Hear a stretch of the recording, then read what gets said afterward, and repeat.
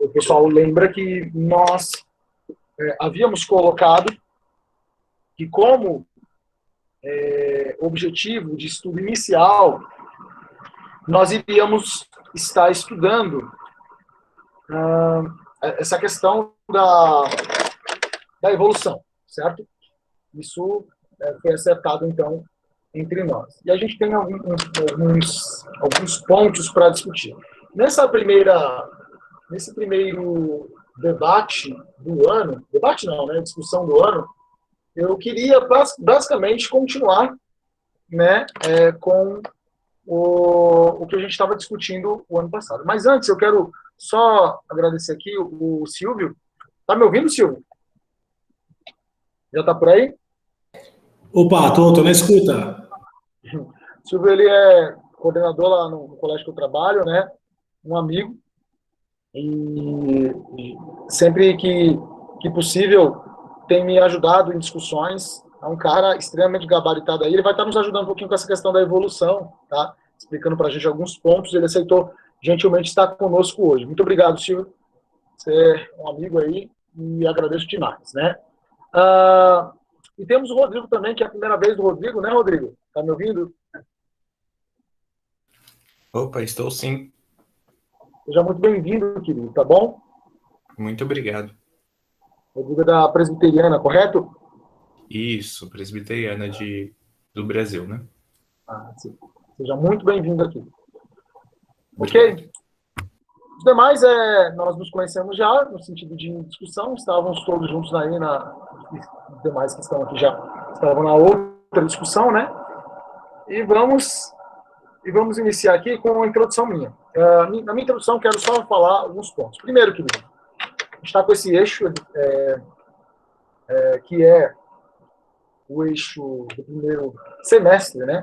Embora eu coloquei textos do primeiro trimestre para vocês, criação e evolução, então, os principais temas relacionados, né?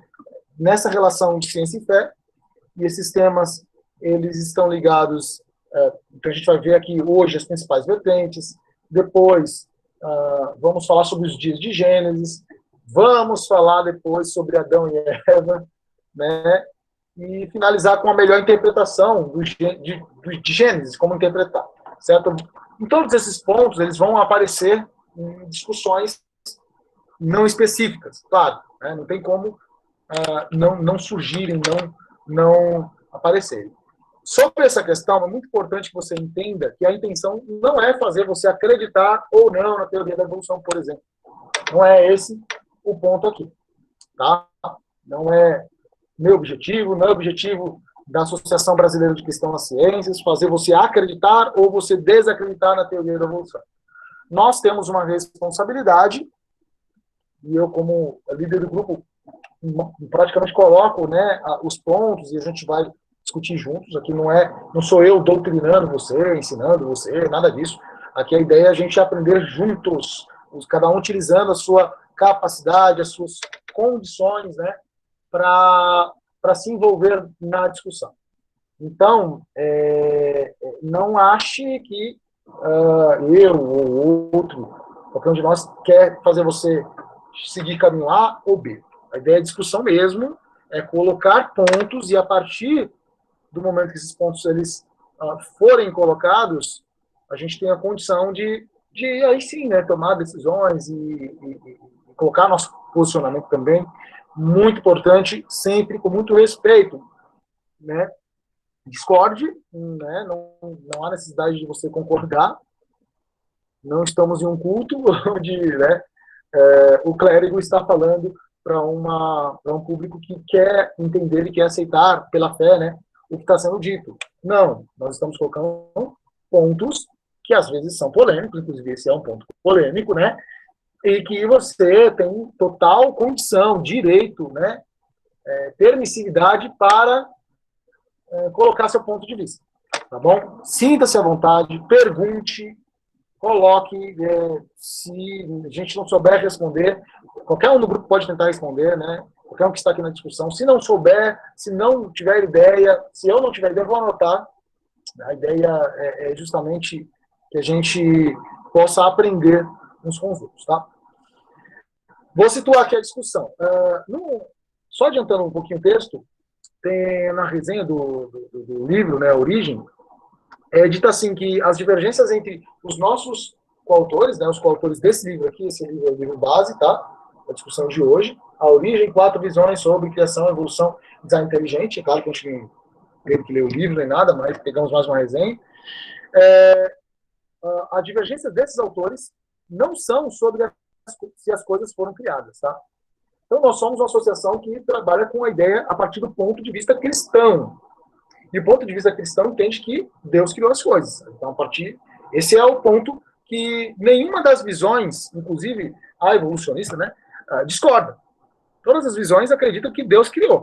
Qual é a discordância? A discordância, ele fala assim na resenha, sobre o quanto as coisas foram criadas e se as teorias científicas, sobre quando as coisas foram criadas e se as teorias científicas atuais são descrições corretas do processo de criação e se elas estão em conflito com as afirmações bíblicas sobre a criação. Então, o ponto não é se Deus criou. Isso não, o cristão não discorda disso, é a teoria da criação. Então, o Deus criou. A questão é quando e como Deus criou está em pauta. E aí existe muita divergência, né? Porque as coisas não estão tão claras assim. Nas escrituras, embora pareça, não estão tão claras assim, tá? Então, esse é aí que está situada a discussão. Aí eu vou dar só uma pincelada aqui, antes da gente, logo depois que eu falar, aí eu vou passar para o Silvio, para ele fazer o segundo momento. Já conversei com ele, beleza, Silvio? Então, assim que eu falar aqui essa introdução, eu vou passar para você. Existe um negócio na teologia aí, a minha contribuição também pode ser muito mais na perspectiva teológica, né? Que é a questão hermenêutica. Para quem não conhece muito essa questão teológica, o que é uma questão hermenêutica? A questão da interpretação. Então, como é que as escrituras elas precisam ser interpretadas, né? Um outro livro que é um livro que está aqui na minha lista, que eu pretendo ler logo em seguida, mas já li alguma coisa, que é Criação ou Evolução, Precisamos Escolher, de um autor chamado Dennis Alexander. Ele é um cientista.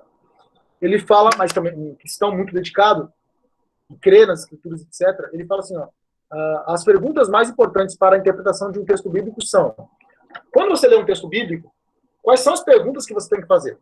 Porque se o problema não é se Deus criou ou não criou, mas é como interpretar o texto bíblico para ver se ele está concordando, discordando, ou se ele não fala de questões científicas, você tem que ler de forma correta. Então eu quero só dar uma pincelada, isso vai ser um tema que a gente vai discutir mais para frente, mas é muito importante você ter na mente isso, porque entendo na mente isso, você já vai ficando mais tranquilo em relação a alguns pontos que nós cristãos estamos acostumados a ver e a gente acha que a coisa tem que ser do jeito que nós pensamos.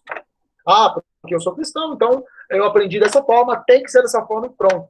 E a pergunta é, será que estou interpretando bem o texto bíblico? Será que eu estou interpretando bem? O Dennis Alexander fala que as perguntas para interpretação: que tipo de linguagem está sendo utilizada no texto bíblico? Qual é o tipo de literatura que aquele texto bíblico ele é? Então, será que linguagem está usando alguma figura de linguagem? Uma metáfora? Uma metonímia? O que ele está usando? Será que o tipo de literatura, será que eu posso procurar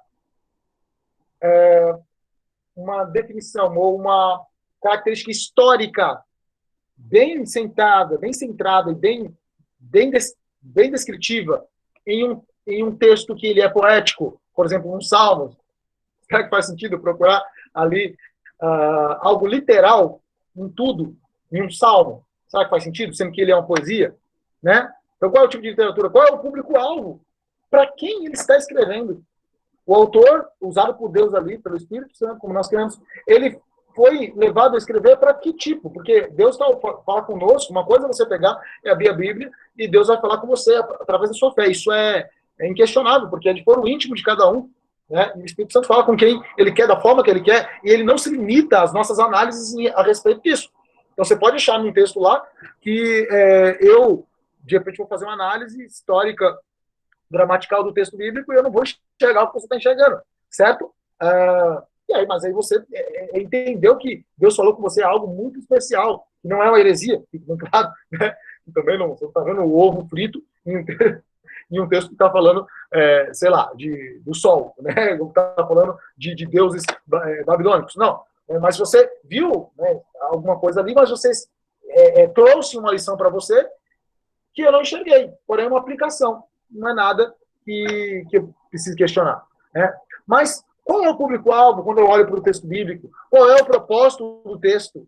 O que ele pretende, aquele texto ali? Né? Existe, que conhecimento extratextual está presente? Ele cita outras fontes que não apenas a cultura de Israel, as fontes bíblicas neotestamentárias, do Novo Testamento, entende? Tudo isso tem que ser levado em conta. Um outro ponto que eu peguei, a linguagem ela tem seus estilos próprios, que precisam do conhecimento do intérprete. Então, toda vez que você está lendo um texto, você precisa ver, né, a linguagem apropriada, né, para que você possa interpretar melhor. Um ponto aqui que eu vou colocar. Não, vou ler depois essa parte. Né? Aí eu coloquei aqui só para complementar e passar para o Silvio. Significa que, se você interpretar sempre textos bíblicos ao pé da letra, sempre, tá? Sem se importar com as questões que o Alexander citou, né, aquelas perguntas que eu coloquei para você teria que aceitar, por exemplo, que Jesus ele é de madeira, porque ele disse que ele é a porta das ovelhas. Você tem que aceitar que Jesus é uma cachoeira, porque a Bíblia fala que ele tem a voz de muitas águas. Você tem que aceitar que Jesus é feito de trigo, porque ele diz que é o pão da vida. Você tem que aceitar que Jesus é feito de fótons, porque ele diz que é a luz do mundo. E por aí vai, né? E aí o Alexandre vai falar também que sobre a criação, e aí vamos fechar aqui na questão da criação, e vai trabalhar a questão da evolução também. Sobre a criação, a palavra criação não é bem o que se acha, né? Normalmente. Né? Ela ela não tem um significado só. Olha só, vou ver só esse trechinho. Ele fala assim, ó, as três principais palavras utilizadas para criar em hebraico são bará, ou bará, criar, equivalente no grego zen, azá, que é fazer, equivalente no grego poem, que é fazer, né? E yatzar, que é formar, equivalente no grego de plástico. A palavra bará, ou bara, geralmente é utilizada para se referir à ação de Deus ao realizar o seu trabalho criativo. Um exemplo clássico seria, no princípio, Deus, que é bará, ou bara, né, criou, né, os céus e a terra. Certo? Então, o princípio criativo.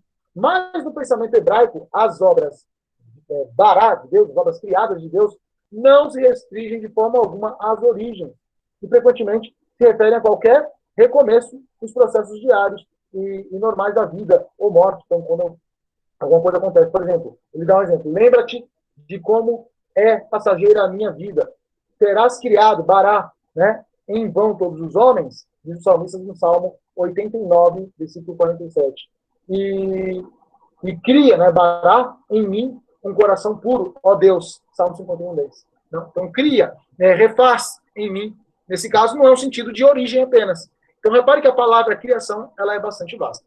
Eu só estou colocando isso aqui para você entender que é muito importante nessa discussão, talvez você esbarre justamente na questão, mas a Bíblia não está falando isso. Será que ela não está falando, ou será que eu que não sei interpretá-la? Isso é uma crítica que eu tenho que fazer a mim, e é uma crítica que você tem que fazer a você. Tá bom? Então, eu queria deixar nessa introdução essa parte aqui. O Silvio, ele é biólogo, né, físico, é matemático, é advogado, não é advogado ele não, mas ele é um monte de coisa aí, e ele vai falar para a gente um pouquinho sobre evolução, suas evidências e seus limites aí, tá bom? Então, presta atenção, você que tem dúvidas sobre o que é evolução. E aí, logo em seguida, a gente discute um pouquinho do podcast e os textos. Beleza? Então, aproveita aí para depois já deixar seu ponto de vista, seus comentários, quando quiser. Silvio, é contigo, meu querido.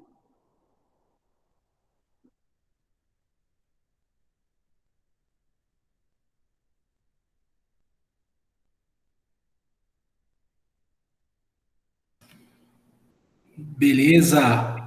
Tá escutando aí, meu amigo? Agora sim. Agora estou. Então tá bom. Bom, pessoal, prazer, né? Meu nome é Silvio.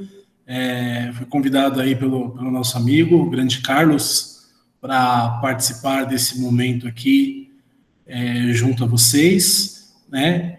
E a ideia é falar um pouquinho sobre evolução, né? Tentar mostrar aí alguns aspectos da teoria evolucionista, né, bem como os seus fundamentos, suas evidências e o desfecho disso tudo, tá bom? Durante a minha fala, se alguém se sentir à vontade para fazer alguma pergunta também, assim como o Carlos disse, estamos aqui para tentar colaborar. Se eu tiver resposta na hora, eu passo. Se eu não tiver, prometo que busco a informação para em outros momentos estar enriquecendo ainda mais, tá bom? Bom, vamos lá então. O primeiro grande ponto, né? Aqui na tela a gente está vendo aqui criação e evolução. Mas o que é evolução? Eu acho que é a primeira pergunta que a gente tem que parar para pensar, é a primeira pergunta que a gente tem que fazer. O que é evolução? E a partir daí a gente ir construindo o nosso pensamento, tá certo?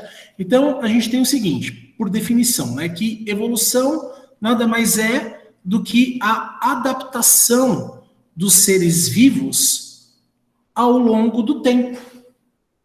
É o poder, né, que o ser vivo tem de transformação.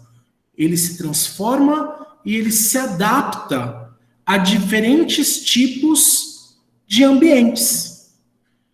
E é isso que trata a evolução. Então, a evolução é um ramo da biologia que estuda o poder de transformação e adaptação dos seres vivos ao longo do tempo. E quando eu falo seres vivos, eu estou dizendo desde uma pequena bactéria até um ser mais complexo, como nós, por exemplo, né? Então, esse poder que a gente tem de se transformar e de se adaptar em diversos tipos de ambientes nos faz, né, estar dentro do estudo da evolução. O que a evolução coloca? Ela coloca que todos nós tivemos, num passado muito distante, um ancestral comum. Então, a evolução trabalha a questão da ancestralidade, né? E quando ela fala assim, que nós tivemos um ancestral comum, é uma coisa que a gente tem que parar e trabalhar com muita cautela. Por que trabalhar com muita cautela? Porque eu já vi em diversos lugares, em diversas referências, jornais, né? O que hoje a gente chama de fake news, né? Mentiras, como do tipo, o homem veio dos macacos, né? Eu acho que essa é a maior fake news da história da evolução, né? E aí a gente para e pensa, pô, se falar para mim, o homem veio do macaco, eu também vou dar risada da evolução. Eu vou falar, eles estão de brincadeira, né? Então, quando a gente trabalha evolução, a gente tem que tomar cuidado com as informações que chegam para a gente, né? Que a gente pega e que a gente assimila. A ancestralidade, ela não diz que nós viemos de tal. Então, nós, homens, viemos dos macacos. A ancestralidade, ela fala o seguinte, que em algum momento, há muito tempo atrás, existiu um ser vivo com características parecidas e que, no caminho da evolução, eles se diferenciaram. Ou seja, entre nós, seres humanos, e entre os macacos, por exemplo, os primatas, nós fizemos isso aqui, ó. Nós tivemos um ancestral comum e diferenciamos em algum lugar. Então, não é que nós viemos dos macacos. Não, está errado. Nós temos um ancestral comum. Nós temos um ancestral comum. E quer ver só como eu falo isso para vocês? Se eu falar para vocês que nós e os cachorros também temos um ancestral comum, temos, né? Um peixe, por exemplo, nós temos um ancestral comum com os peixes? Temos também. A natureza, né, a biologia, dividiu os seres vivos em 5 grandes reinos. Nós temos um reino que fala um reino que trata das bactérias, nós temos um reino que trata dos fungos, um reino que trata dos protozoários, um reino que trata das plantas e um reino que trata dos animais. E nós, por exemplo, o homem e um peixe, nós estamos em qual reino? No reino animal. Só isso já permite dizer que se nós estamos no mesmo grupo, que é o grupo animal, significa que nós temos características em comum. Em algum lugar muito distante, então, nós tivemos um ancestral comum? Sim. Né? Por exemplo, os peixes. Vou dar... Carlos, se eu estiver ocupando muito tempo, você vai falando, tá? Que aí eu vou dando acelerada, beleza? Tranquilo aí, Silvão. Beleza. Os peixes, por exemplo, os peixes eles têm as fendas branquiais aqui ao lado, que a gente chama de guelras, né? Que quando a gente vai ao supermercado a gente olha para ver se está vermelhinha, que a gente sabe que o peixe está fresco, né? Essas fendas branquiais, em nós, da espécie humana, né? O Homo sapiens, ela desaparece na fase fetal, ou então ela dá origem as trompas de Eustáquio, que são umas trompas aqui, ó, no canal auditivo. Ou seja, puxa, os peixes respiram pelas brânquias. E nós temos também alguma coisa relacionada às brânquias. Então, essas características comuns permitem dizer que nós temos uma ancestralidade. Eu vou pegar um exemplo para vocês. Nós e um cachorro. Acredito que a maioria deva ter um cachorro em casa ou já viu com certeza um cachorro. Tanto nós como os cachorros, nós pertencemos ao reino animal.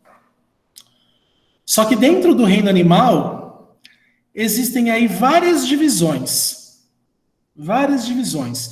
Nós temos os poríferos, temos os quinidários, temos os plateumintos, os nemateumintos, os equinodermos, e aí nós temos o filo dos cordados, que são aqueles animais que, entre outras coisas, possuem notocorda, coluna vertebral, e nós e os cachorros estamos dentro desse filo. E aí, depois desse filo, nós vamos para a classe. Nós e os cachorros somos mamíferos. E aí depois nós vamos por uma ordem. E aí é onde a gente se diferencia. Porque os cachorros são carnívoros e nós somos primatas. Então, olha só, a gente se diferenciou do cachorro depois de algum tempo. Mas até ele virar um carnívoro e a gente um primata, nós tivemos características comuns. Então significa que em algum momento houve um ancestral comum ao homem e ao cachorro, por exemplo. Tá certo? Então a evolução ela vai trabalhar muito com essa questão da ancestralidade. Tá? A gente data aproximadamente, nada é muito certo, tanto é que chama teoria da evolução, é uma teoria. A gente data aí de 3,5 milhões a 4 milhões de anos a existência desse ancestral comum. E há aproximadamente 350 mil anos o aparecimento aí do primeiro homem, digamos assim, né, do primeiro Homo sapiens, lá no leste da África. E aí de lá ele foi migrando para o que a gente chama hoje de continentes, depois da teoria da deriva continental, que foi onde aconteceu a divisão dos continentes, tá? E como que a gente pode falar dessas coisas, né? Como que a gente pode falar, puxa, mas como vocês sabem disso? Que provas que a evolução dá para a gente? Hoje, as maiores evidências que a gente tem para acreditar na evolução são os registros fósseis, né? É aquele trabalho lá, paleontologia, quando a gente descobre a ossada de um ser vivo. Aí você pega aquele ser vivo, você vai analisar do que tipo de osso é aquele, é parecido com qual ser vivo, de onde surgiu. Então, são esses registros fósseis que acabam embasando a teoria da evolução, tá certo? Um outro registro também que a gente pode fazer aqui, que dá base também para a teoria da evolução, são os órgãos vestigiais, né? Por exemplo, se eu perguntar para vocês aqui agora, todos nós temos um órgão lá no finalzinho do intestino grosso, já praticamente com saída para o ânus, chamado de apêndice. Se eu perguntar aqui, para que serve o apêndice? Eu tenho certeza que alguns de vocês vão dizer que não serve para nada. Que quando ele inflama tem que tirar. E quando tira, o que acontece? Nada, não faz falta nenhuma. Não é verdade? Só que isso somos em nós. Se eu pegar uma capivara, por exemplo, que é um herbívoro, o que é um herbívoro? É aquele animal que se alimenta à base de plantas. Esses animais, eles não têm o poder de digerir celulose. Ou seja, o que acontece? Essa celulose, eles mastigam, no intestino vão surgir alguns protozoários, algumas bactérias que farão a digestão dessa celulose e eles regurgitam esse alimento para aí sim comer. A vaca, por exemplo, você olha a vaca, ela não está pastando, ela não está nem perto do capim, mas ela está mastigando. Por que isso acontece? Porque ela coloca aquele monte de capim para dentro, esse capim chega numa parte do estômago dela chamada de rumen. Lá, essas bactérias e protozoários vão fazer a digestão da celulose, que a vaca não consegue. Quando a celulose foi digerida, que ali virou agora, digamos assim, a salada, aquele alimento volta para a boca da vaca, e aí é onde ela consegue mastigar e fazer a digestão daquele alimento. Aí, de verdade, ela está se alimentando. E vocês sabem onde ficam guardadas essas bactérias que fazem essa digestão? No apêndice. Ou seja, se a gente for e tirar o apêndice de um herbívoro, esse animal com certeza terá muitas dificuldades para se alimentar. Mas, se tirar o nosso apêndice, nós não sentiremos nada, não vai acontecer nada com a gente. Então, isso a gente dá o nome de órgão vestigial. É um órgão que existe, mas que não tem a mesma função na gente que tem em outro ser vivo. Um outro exemplo disso é o cóccix, que é o último osso da coluna vertebral. Esse cóccix, tanto é que existem alguns casos clínicos já comprovados aí, e desse osso nascer para fora. É o que a gente costuma chamar de rabinho, a cauda. Né? Por quê? Porque em outros animais, é esse osso que vai dar origem ao rabo do animal, a cauda. E nós temos também. Só que, para a gente, a função dele é completamente diferente. Né? Ele serve só como um apoio da coluna com a pelve. Então, ele não tem a mesma função, a mesma importância que tem em um outro animal. Então, esses órgãos vestigiais, eles também comprovam, eles entram como um dos argumentos que defendem a teoria da evolução. Tá certo? E não tem como a gente falar da teoria da evolução sem citar o nome de Darwin, que foi o grande nome, né? O grande nome da evolução. Foi um grande evolucionista, né? E aí a primeira coisa que eu acho que a gente pode falar a respeito disso é que Darwin, ele nasceu dentro da igreja. ele viveu dentro da igreja, ele casou dentro da igreja. Darwin sempre foi um homem religioso, sempre foi um homem religioso, e ao mesmo tempo um cientista, um grande naturalista, um pesquisador, né? E alguns acontecimentos pessoais na vida de Darwin ocorreram.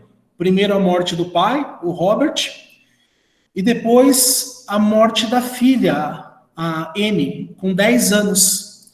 E isso foi o que de fato derrubou o Darwin, né? O Darwin, ele começou a questionar, a partir desse momento, a existência de Deus, né? Ele falou, mas se existe um Deus de bondade, como que leva a minha filha de apenas 10 anos?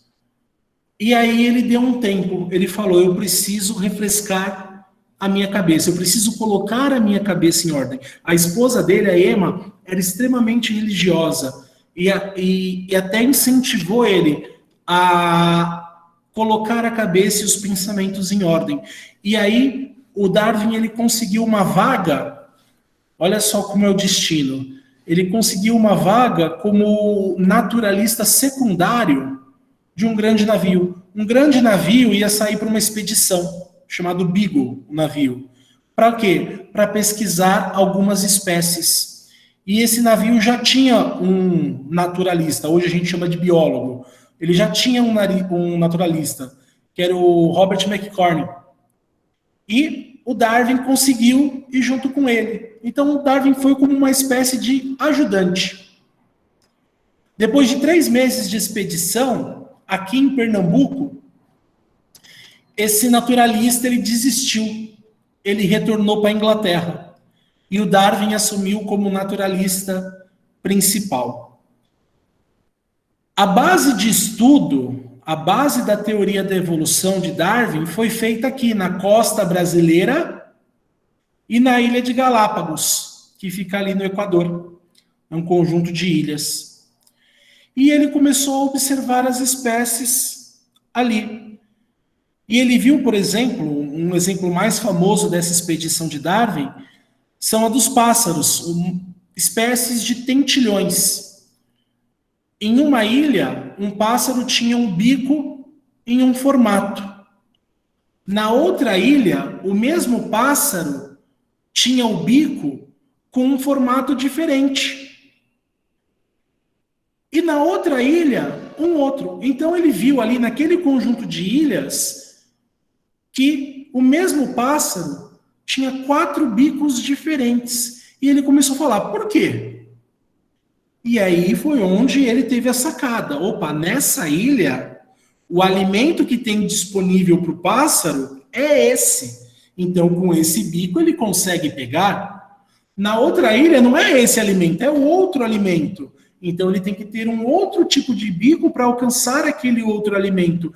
E aí foi onde ele colocou o ponto-chave da teoria da evolução, que a gente chama de seleção natural. Tá? A seleção natural, então, foi proposta por Darwin. O que é a seleção natural? É quando Darwin fala assim, aquele que melhor se adapta ao ambiente é que sobrevive. E aí eu posso citar para vocês vários exemplos. Vou dar um aqui.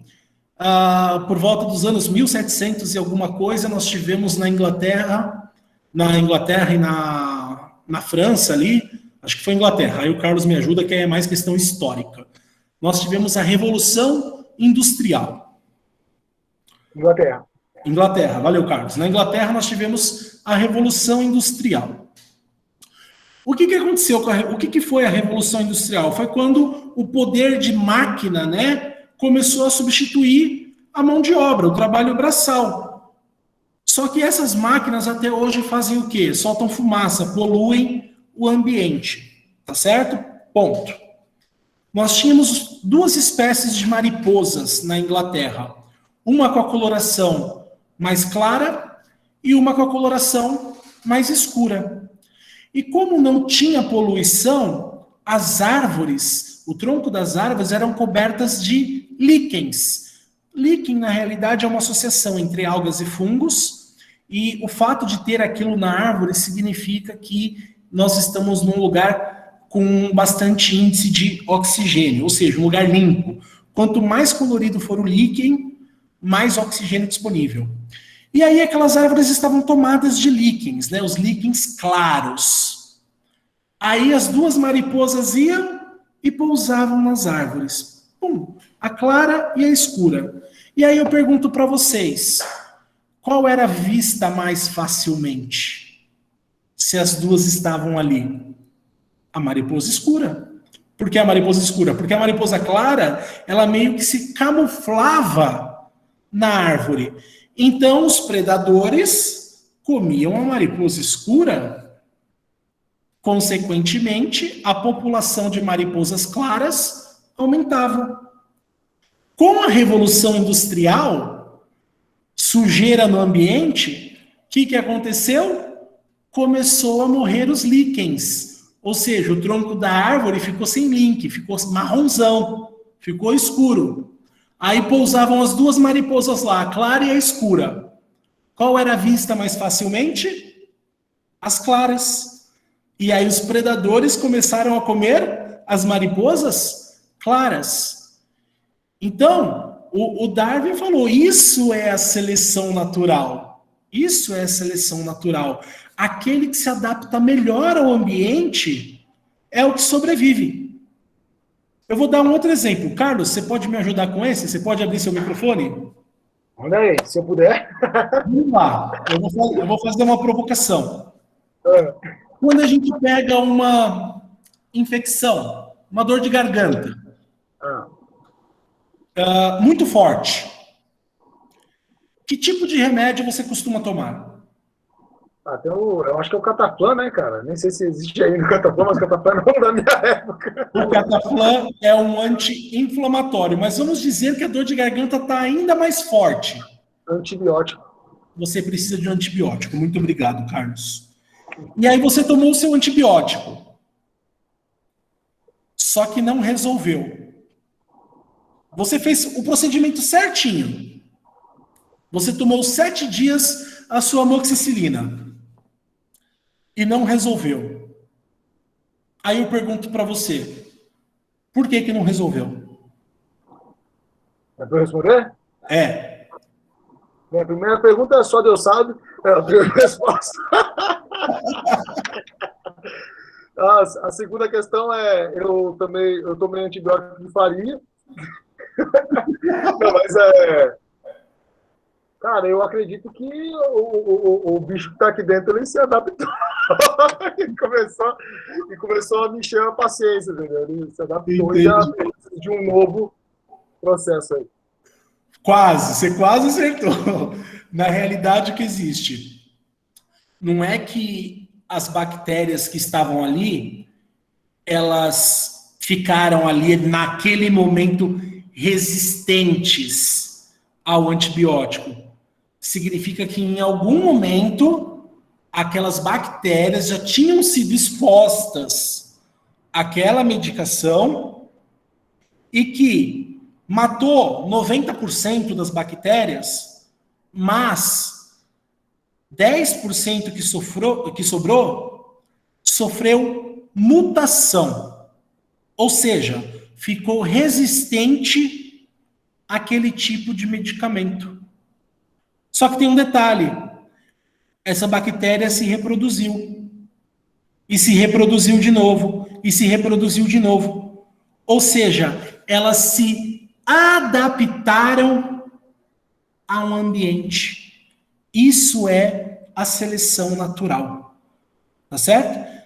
E a seleção natural tem vários outros exemplos. É que eu estou vendo aqui o relógio aqui embaixo, eu estou vendo que o tempo está indo.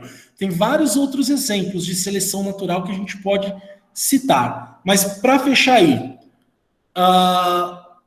no ano de 1950, o Papa, na época era o Papa Pio XII, ele concedeu aí uma nota dizendo que ele já havia Isso mais de 100 anos depois da teoria da evolução, e a teoria da evolução foi fortemente criticada pela igreja, e depois de 100 anos o Papa Pio XII soltou uma nota dizendo que a teoria da evolução ela não vinha contra a igreja, mas ela vinha para caminhar junto.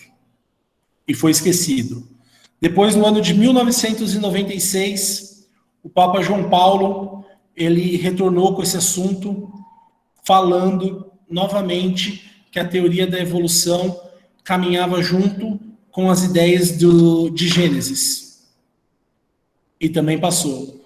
Até que em 2008, o Vaticano solta a nota oficial reconhecendo a teoria da evolução. E aí perguntaram, mas o Vaticano vai pedir desculpas póstumas a Darwin? Aí o Vaticano falou, opa, aí é demais, né? Mas reconheceu a teoria da evolução como parte do processo. E aí eles colocam que o criacionismo, ele é cultura, é arte, a evolução é ciência, né? E isso é bem legal. O Darwin, ele foi até o fim com a teoria dele, escreveu, demorou um tempo depois que voltou da viagem para escrever, e quando ele estava próximo do fim, a esposa dele, que era extremamente religiosa, eles tiveram meio que um conflito, um atrito, porque a esposa falava, Deus não vai nos perdoar. E ele foi e escreveu. E aí, antes de publicar, ele deu na mão da esposa e falou, eu queria que você lesse. E a esposa falou, e se eu não gostar do que eu vou ler? E aí ele falou, então você queima. E aí a própria esposa encaminhou para a publicação, né? Porque ela leu e viu que, em momento nenhum, tudo que ele disse, de alguma forma, atacava a igreja, né? Quem quiser, se você for ler aí livros sobre Darwin, é enorme, né? Mas se você quiser ter uma pincelada, tem um filme chamado Criação, de 2010, que conta toda a história de Darwin, tá? E hoje nós vivemos o que a gente chama de neodarwinismo. O que é o neodarwinismo? São as ideias de Darwin, pegando a evolução, com as ideias de Mendel, pegando a genética, as mutações, né? Então, lá nos anos 1900, veio um cara chamado Hugo de Vries e juntou o trabalho de Darwin com o trabalho de Mendel e criou aí o neodarwinismo, que a gente entende hoje como as mutações, as modificações na bagagem genética. Beleza? Acho que deu aí, Carlos, uma pincelada. Excelente, meu amigo. Obrigado aí pela aula, né? Excepcional. É claro que eu te pedi aí era muito fácil, que era resumir um conteúdo que pega aí 150 anos para mais, né? Mais até, na verdade. Então, muito obrigado pela sua contribuição. E pessoal, eu pedi para ele justamente colocar, você até fez algumas pontes aí, né, com a questão religiosa, também já bastante significativa na história, né, da religião, entra essas intervenções do Papa, Pio XII, Vaticano II, né, foi um concílio muito importante. Aliás, eu assisti esses dias uma série sobre o Papa Pio XII, muito interessante, no Amazon Prime. Quem tiver, vale a pena, são 4 episódios só, mas são muito bons, e eles trabalham com essa ideia, né, da mente do Papa Pio XII mesmo, né, era um Papa bastante diferenciado, bem à frente da sua época, né. E muito bem, gente, alguém tem a respeito do que foi dito aqui, quer comentar alguma coisa, quer perguntar alguma coisa, quer se colocar, por favor, vamos aproveitar aí. O Silvio, ele está conosco, ele acompanha, mas ele é bastante ocupado, então a gente tem que aproveitar, né, essa oportunidade dele estar aqui. Alguém gostaria de falar alguma coisa? Por favor, se manifeste. sem ficar acanhado.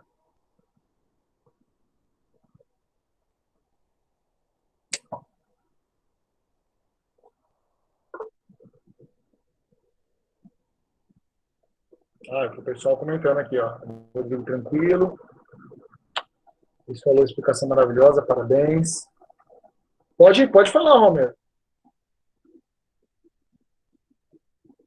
Romero levantou a mão aí. Ele está como desconhecido. Queria agradecer aí, né? Realmente, assim, o Silvio, né? Ele é professor também, né? Eu cheguei um pouco atrasado, estava buscando as crianças aqui. E, de fato, assim, né?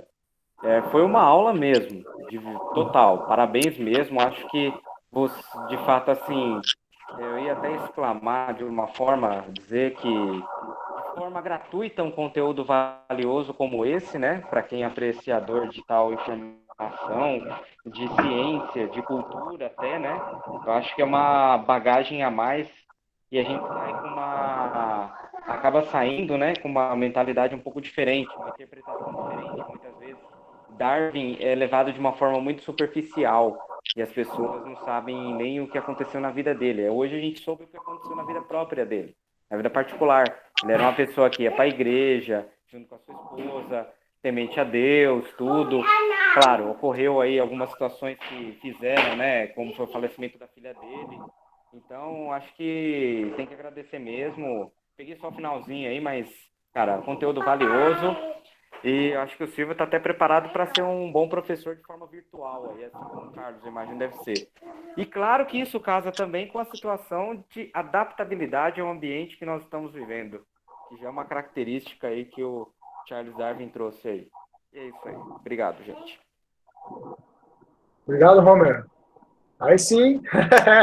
Tá vendo, Silvão? A galera show de bola, não tinha como não ser, né? Silvio, ele é... Eu sou suspeito de falar, gente. A gente é amigo há um bom tempo aí. Trabalhamos em outro colégio. Continuamos trabalhando. Ele já participou de 2 ou 3 cafés filosóficos que eu fiz. Né? Ele veio com uma visão da biologia e também é físico, né? E matemático. Então, é um homem da ciência. É um homem que tem fé também. Então, sou muito grato a Deus aí pela vida dele. E só podia dar nisso mesmo. O pessoal gostava bastante. Né? Tá vendo, Silvio? Tomara que você consiga estar o máximo de vezes aí possível com a gente, viu? Com certeza. Vou fazer aí o possível para estar presente em todos os encontros. Sim. Não, gente, eu dependendo aqui, a gente já sempre conversa, né, quando tem os encontros, e assim, ele é bastante importante no colégio, tem uma função bastante importante, e aí você sabe, né? Quanto mais importante a função da pessoa, mais exigida ela é. Né? Então, ele tem bastante coisa e às vezes não consegue participar. Mas, com certeza, sempre que puder, ele vai estar com a gente aqui. Vamos dar prosseguimento. E já vou aproveitar, já que o Silvio fez essa ponte legal, né? Eu não tinha pedido para ele colocar, né? Até para não sobrecarregar ele. Mas ele fez a ponte bem interessante com a questão do Darwin. E o podcast que eu mandei para vocês, e que eu até coloquei aqui no início, né? Fala justamente a fé de Darwin, né? Que foi o podcast do Bibotalk, muito interessante. O Bibotalk é um programa de teologia, um podcast de teologia que sempre rende muitos assuntos interessantes. Quem puder, segue os caras no YouTube, se você não tiver Spotify. E se tiver Spotify, vai, entra lá, coloca, porque vale a pena, você vai aprender muito, porque eles levam só especialistas mesmo. Né? E eles levaram o pessoal os tubarões aí da ABC2, a galera da ABC2, né? Ele vai trabalhar ao vivo com o Marcelo Cabral, que é da área de filosofia da ciência, é um cara muito gabaritado mesmo. E o Thiago Garros, que ele é doutor também em biologia, ele fez em Oxford, inclusive o doutorado dele, e ele vai trabalhar, os dois vão conversar. Alguns pontos que o Silvio colocou aí, eles trabalham, né? E aí eu queria saber, quem conseguiu ouvir o podcast, quem não ouviu, eu deixo o conselho, tá lá no grupo, ouve lá, eu já ouvi várias vezes mesmo, né? Achei um levantamento histórico muito legal, e a discussão e a forma como ela é levada bem esclarecedora, né? Bem esclarecedora. Então, quem não ouviu, depois fica a dica aí para os próximos dias. Ouça, tá bom? Quem ouviu, o que tirou aí, que achou do podcast, que pode falar, alguma coisa que chamou a atenção aí, que gostaria de comentar. Tem alguém aqui que gostaria de comentar do podcast? Compartilha com a gente aí.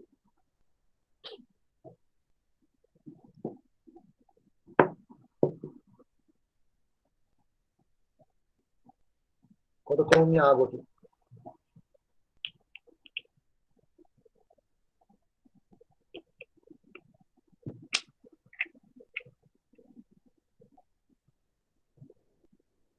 Não está conseguindo Eu ouvir? queria fazer uma pergunta. Ali diz que Darwin negou a própria teoria, mas o que a gente aprendeu aí agora é que isso não é verdade, né? Foi publicado na íntegra pela esposa dele e foi reconhecido, né? Então, eu não entendi a parte do podcast. Então, eu acho, se você puder identificar depois o minuto, Luiz, provavelmente não foi isso que eles falaram, tá? Porque eles sabem muito bem que o Darwin não negou a teoria, né? Ele não negou. Talvez, tem que ver o contexto do que eles falaram, tá bom? O Darwin, ele sustenta, como o Silvio bem disse, né? Até o final, tanto que é publicado. E, bem, nesse ponto, se você puder identificar depois, não sei se você vai conseguir, porque você está aqui agora com a gente, né? Mas se depois você puder identificar e mostrar, né, qual o minuto, só para a gente dar uma analisada, tá bom? Seria interessante. Certo? Porque, assim, eu não lembro deles terem falado exatamente assim. Se falaram, né, estaria errado, com certeza. Porque eles mesmos sabem que o Darwin não negou a teoria dele, né? E não negou, aí é que tá. Ele não negou porque ele não precisava negar. A própria esposa dele. Eles até colocam assim que a teoria da evolução, desde o início, ela teve essa ambiguidade. Teve pessoas na igreja que aceitaram de uma forma muito tranquila. Vai ter uma porrada de nomes famosos que vão aceitar a teoria. Certo? Por exemplo, Ariane, você está me ouvindo aí? Você está ocupada? Oi?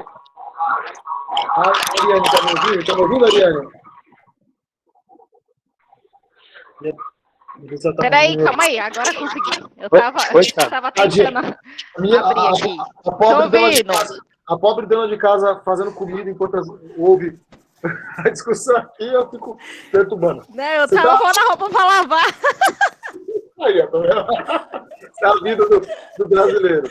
Parabéns pela discussão mesmo, tendo que dar conta na casa. Você, né, como é que é isso aí? Deixa eu perguntar para você. Você está lendo um livro que você está gostando bastante, que você me falou. Que livro que é? Sim. É do C.S. Lewis. As cartas do... Não sei se o título que você está lendo ele...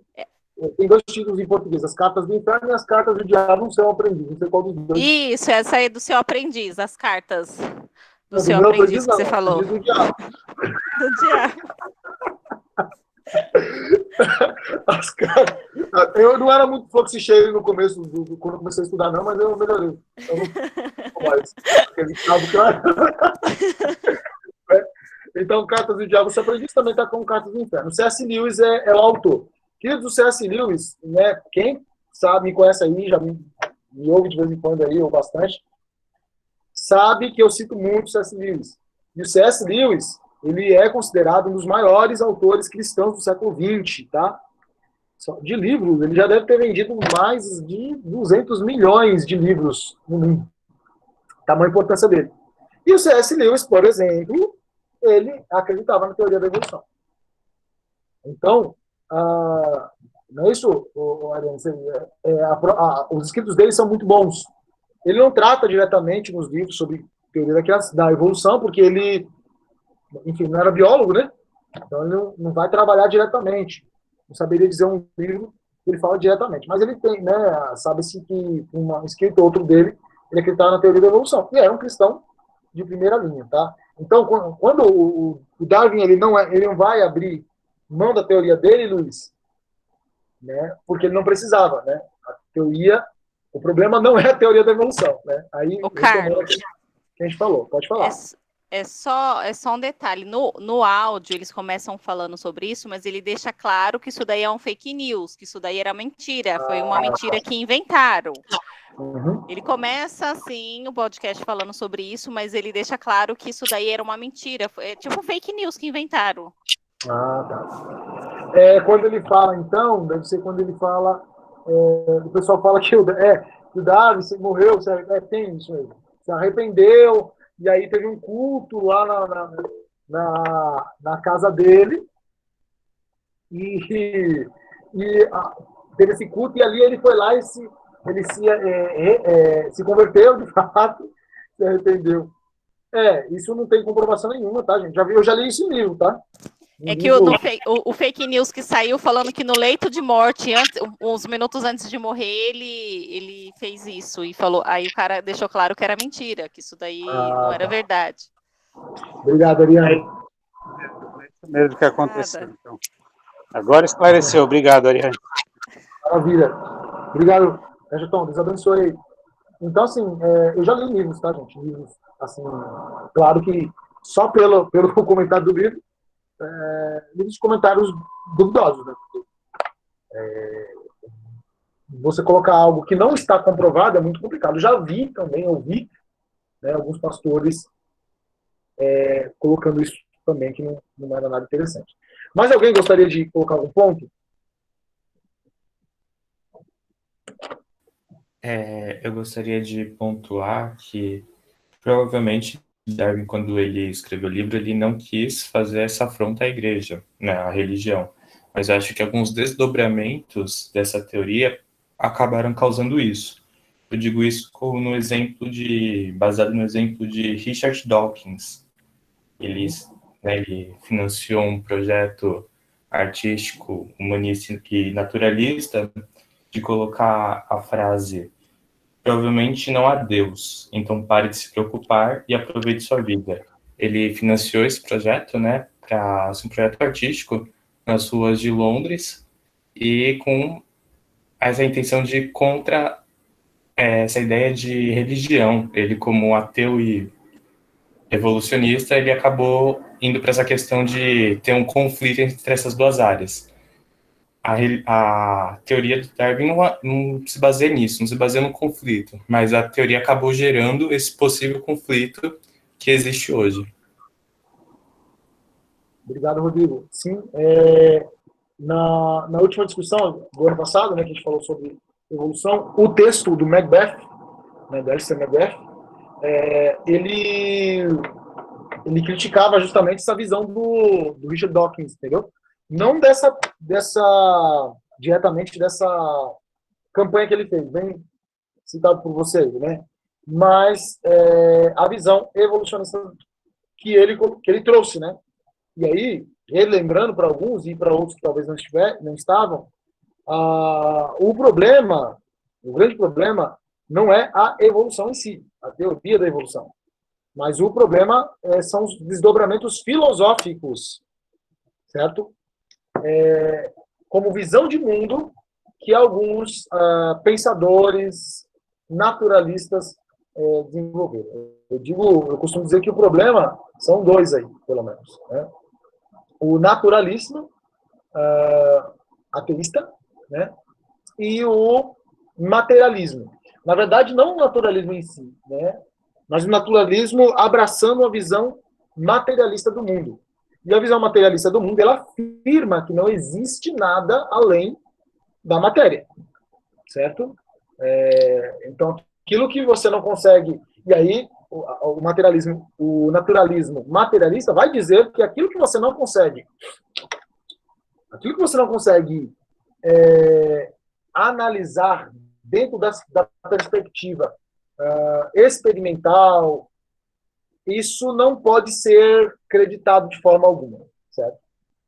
Só que isso gente, isso é um pressuposto, né? Bem colocado aí pelo Rodrigo, né? Isso é um pressuposto, e aí você sai de um campo que é estritamente científico, né, de análise de fato, e você entra num campo que é filosófico.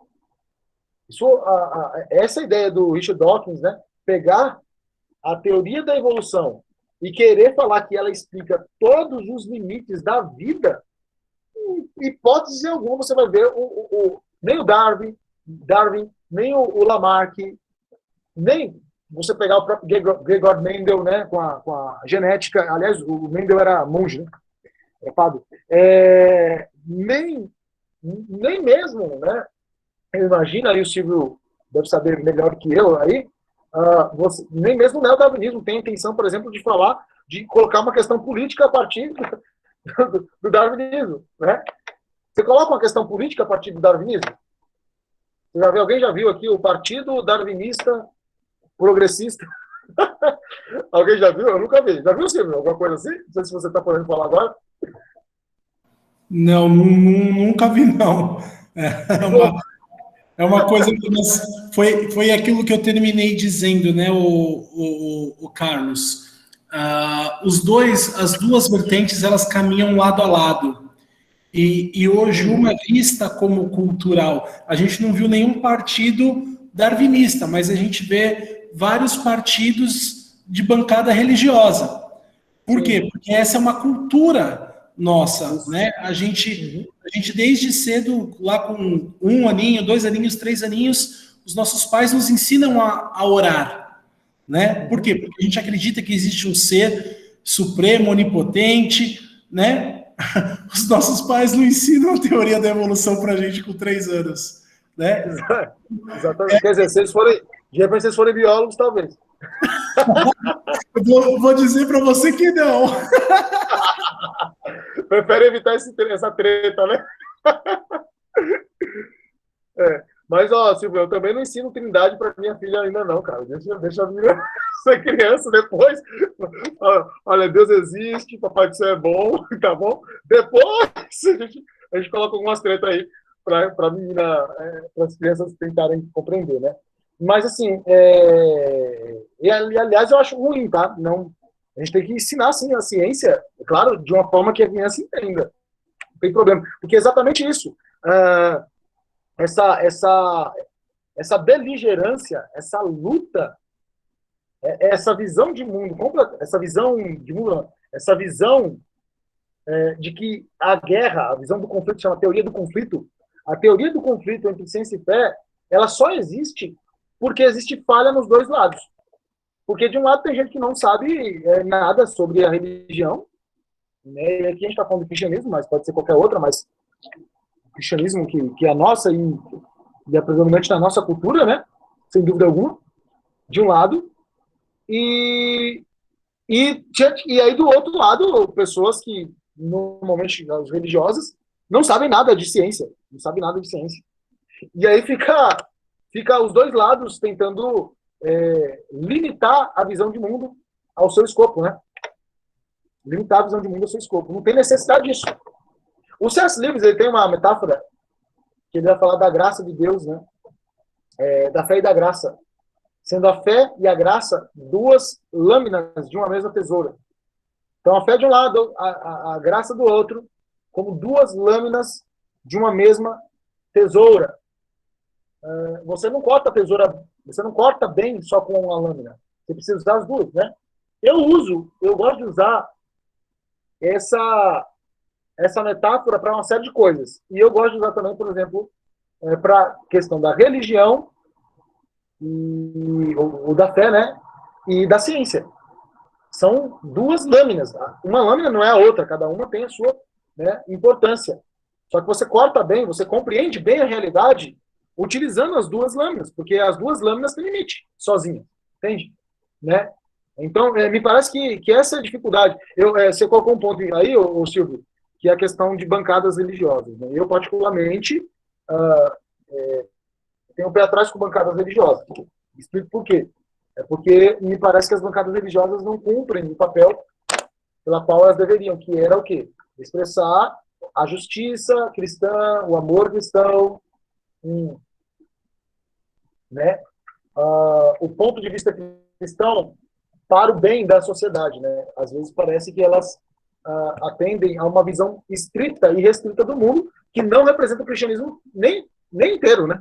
Aliás, pelo contrário, é uma parcela bem pequena do cristianismo. Então, uma vez que ela representa apenas uma parcela do cristianismo, isso é facção. E, segundo a Bíblia, facção é pecado, entendeu?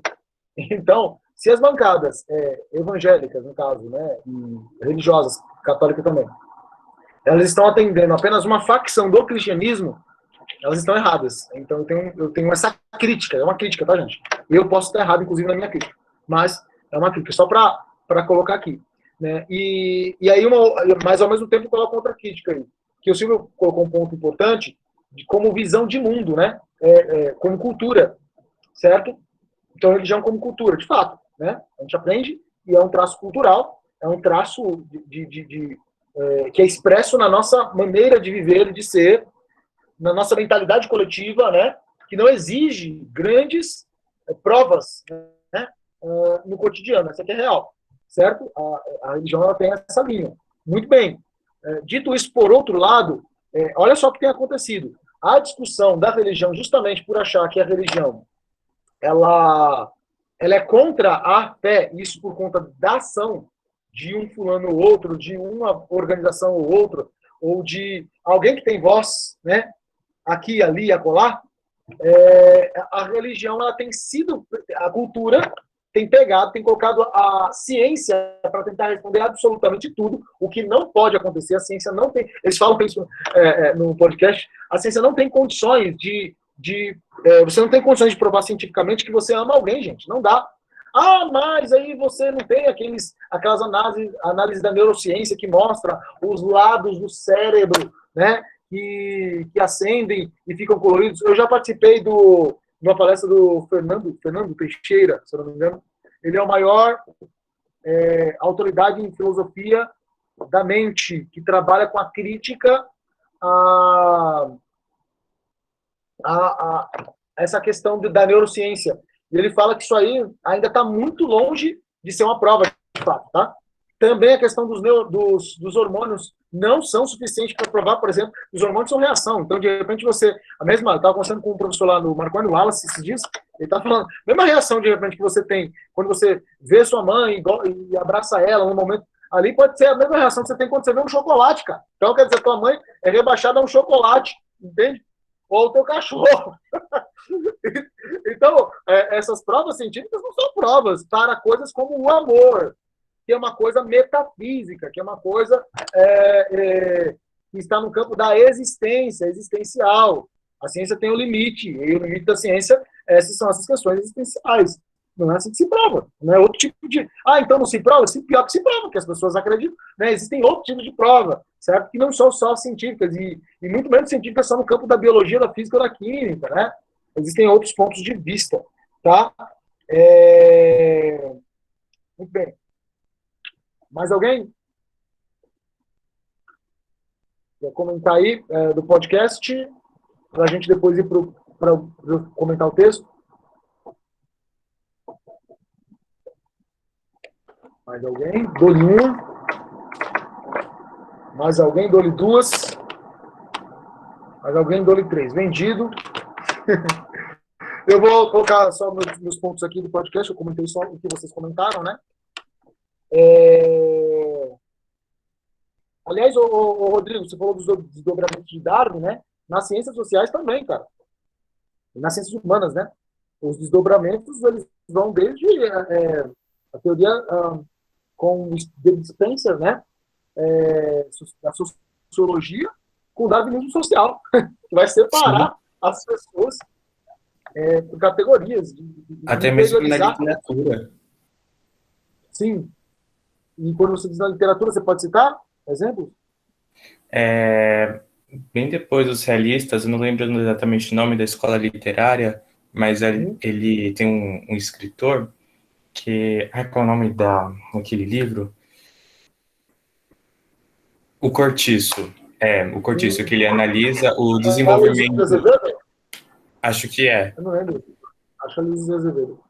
que eu já vi um professor explicando isso, que ele faz uma análise dos personagens, quando eles mudam de ambiente, eles vão se mudando, mesmo como se eles fossem adaptando de acordo com semelhante à teoria de Darwin. Sim. Isso aí já é um reflexo, né? Tá bem naquele período que ele escreve mesmo. Olha lá, o Silvio confirmou mesmo, a Luiz de Azevedo. Ele vai ter um recorte que nada mais foi do que a deturpação, entende? Da teoria da evolução dentro da sociologia ou da visão de mundo das ciências sociais. Alguém pega e quer colocar. É isso que dá. A teoria ela tem um propósito, né? Foi criada para fazer uma análise da realidade, como qualquer outra ciência. Aí alguém se apaixona pela teoria, até aí tudo bem, sem problemas, só que a pessoa quer trazer a teoria para a vida inteira. E quando ela faz isso, isso deixa de ser ciência, gente. Isso vira filosofia. Beleza, pode virar sua filosofia? Pode. Só que a filosofia não é ciência, certo? E aí ela abre uma margem para ser criticada. E criticada severamente. Tem que ser, precisa ser, porque olha o tipo de coisa que gerou, né? E a onda do Richard Dawkins é a mesma, tá? De pegar o cara, conseguiu aqui, em pleno século XXI, ele que é um dos maiores zoólogos do mundo, né? Um biólogo fantástico, sai do campo dele, que é a biologia, se envereda pelo campo da filosofia, sem ser filósofo, faz críticas da teologia sem ser teólogo, né? Não pode fazer? Claro que pode. Só que o problema é que a crítica dele é ruim. É ruim. Teologicamente falando, ele é péssimo. Péssimo, ele não sabe, ele fala os negócios. Você fala, cara, como é que um cara de Oxford pode falar um negócio desse? É aquilo que eu falo, né? Hoje, parece que as pessoas elas se confundem. Só porque o cara é especialista em tal coisa. Então, se ele é especialista em alguma coisa, ele pode falar sobre tudo? Claro que pode, como qualquer outro ser humano. Só que eu, por exemplo, não sou da biologia. Então, eu falando sobre biologia, eu sou como qualquer um que não é biólogo, entendeu? O Silvio é uma autoridade na biologia. Então, ele falando, ele está falando como especialista. Eu falando, estou falando como leigo. Até aí, tranquilo. Eu posso lançar uma crítica filosófica. E eu estou dentro do meu campo fazendo uma crítica filosófica a questões biológicas. Isso eu posso fazer, como especialista. Mas não posso falar de termos biológicos como biólogo, certo? E aí é mais ou menos o que o Richard Dawkins faz, e muitos outros fazem, sabe? O cara sai do campo dele. Uma vez eu estava numa aula de história, e o professor pega, e ele vai fazer um comentário de Mateus 4, ao falar da tentação de Jesus, e ele simplesmente ele inverte toda a situação, e ele dá razão para o diabo. Ali, na situação, e a sala de alunos leigos em questões teológicas, bíblicas, né, achou que fantástica a análise dele, e assim, que para nós, uma análise extremamente estúpida, no sentido de fraca, né, de ruim, né, e eu falei com ele depois, professor, o senhor inverteu toda a situação aí, né, me diga algum teólogo, e não precisa ser crente não, porque não só tem teólogo crente, né, pode ser algum teólogo até ateu, me diga algum que concorda com essa sua análise aí. Que tipo de análise hermenêutica, ou seja, de interpretação bíblica, o senhor fez? Nenhuma, né? Ele pegou o texto e vomitou a opinião dele e colocou aquilo como autoridade, porque ele era um doutor em história. Grande coisa, doutor em história, né? Dando uma opinião sobre texto religioso. Grande coisa. Se ele está falando da questão histórica sobre o texto, não. Então, meu amigo, ele tem que ser muito sincero em relação a isso. Então, é o que o Richard Dawkins faz, né? Ele não é sincero, essa é a questão. Ele realmente acredita em coisas que faz.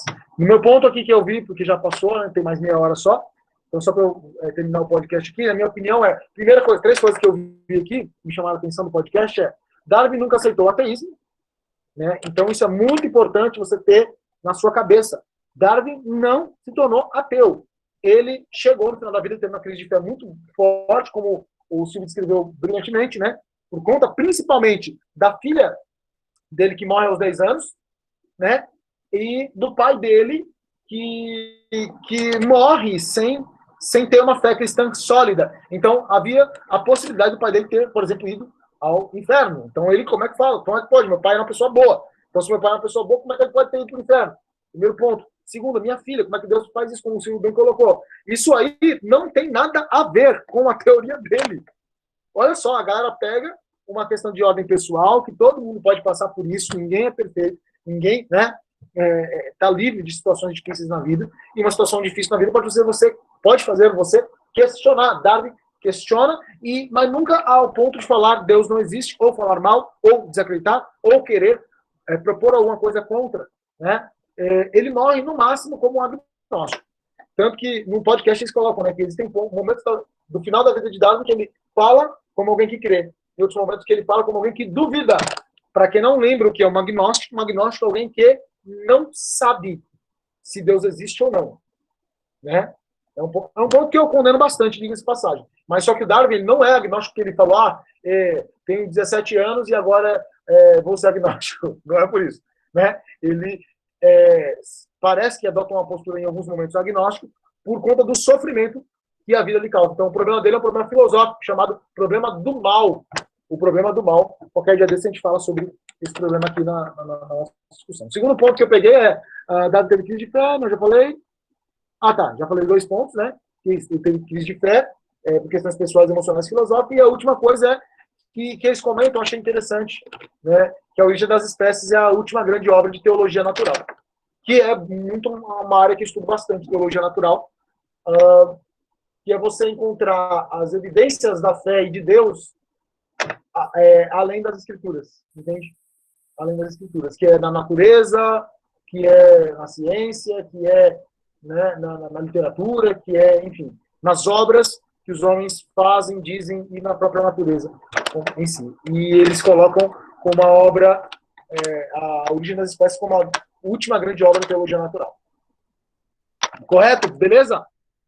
Galera, vamos lá. Os textos, o primeiro texto era mais uma pequena pincelada, um pequeno, né, detalhe, como eu posso dizer, uma pequena exposição sobre o que é evolução biológica, mas não tem necessidade de falar muita coisa, menos que alguém queira, porque o Silvio escreveu de forma muito mais clara.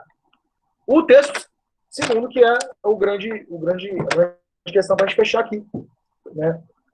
As 4 visões cristãs estão sobre criação, evolução e design inteligente. Alguém gostaria de falar das visões, qual que achou mais interessante, né? Alguém, ou algum ponto que chamou mais atenção? Gostaria de comentar?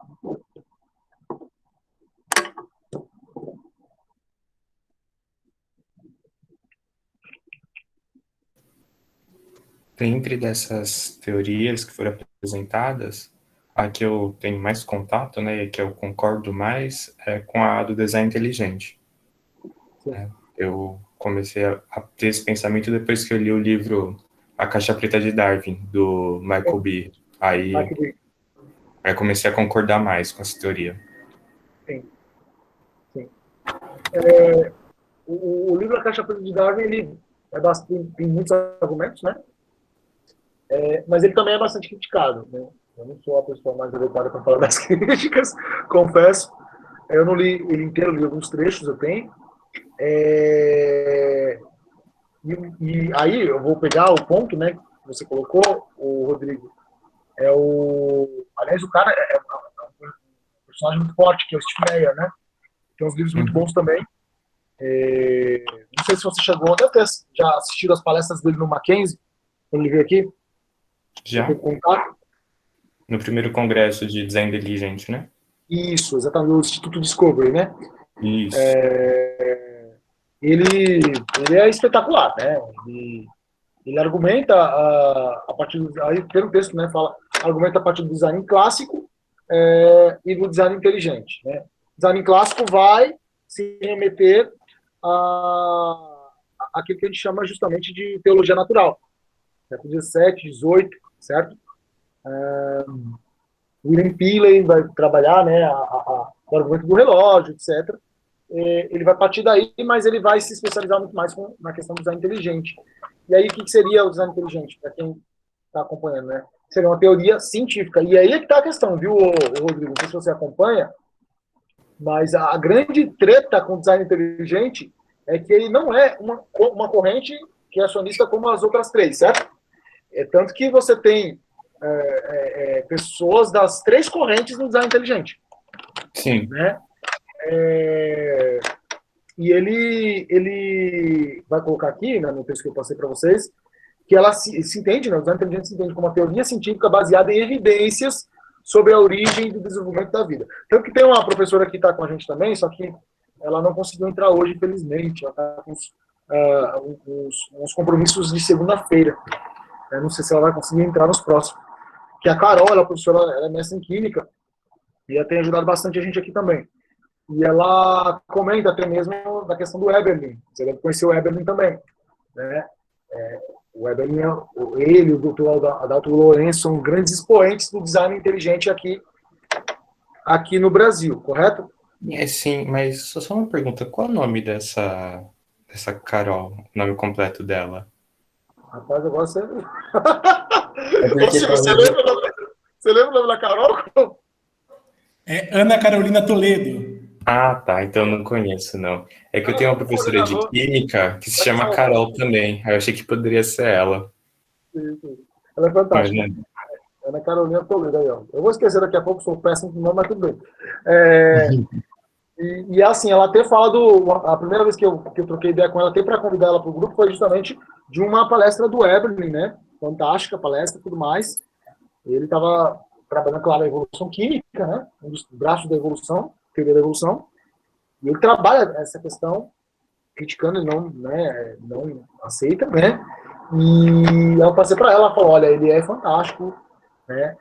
É difícil até argumentar com ele, porque ele é um dos tubarões aqui no Brasil, os caras mais competentes dentro dessa questão da química, né?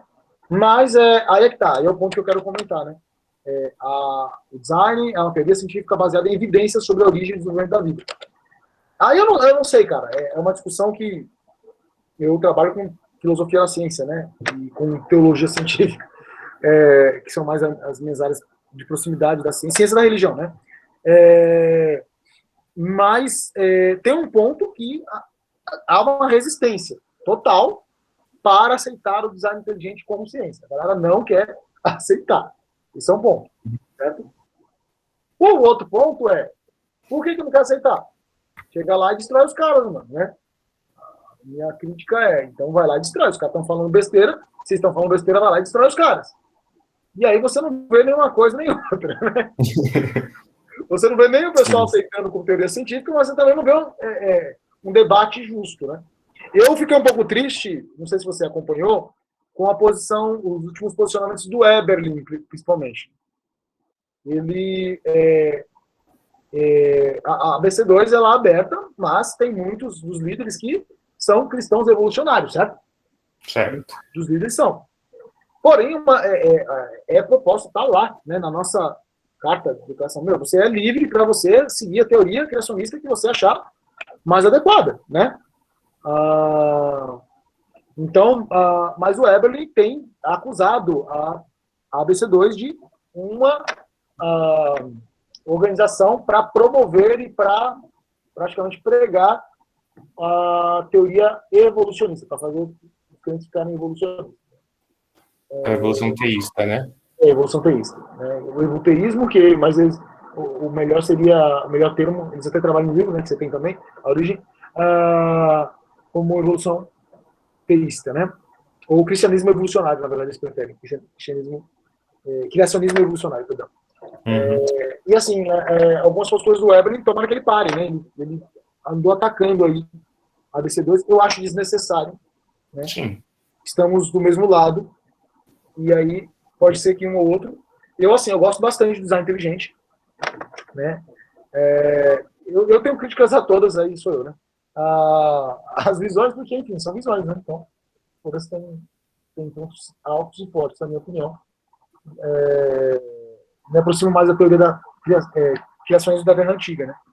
Mas eu acho que... Espero que isso não aconteça, né? Entre nós, entre os grupos religiosos aí, que trabalham com ciência e fé, que não venham dividir, né? Querer dividir, não tem necessidade, né?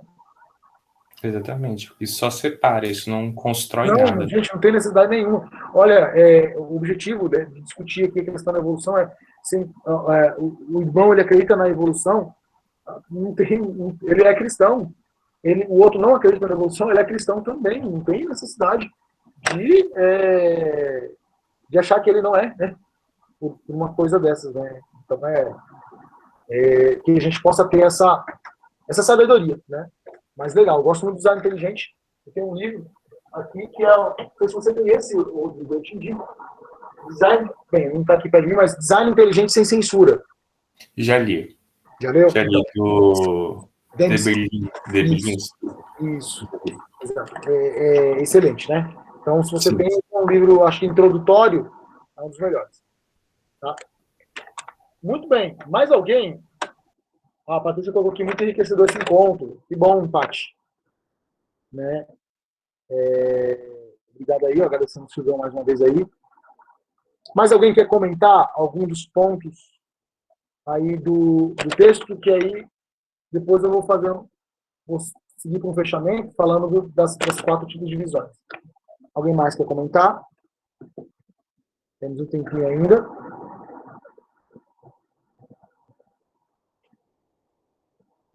Mais alguém?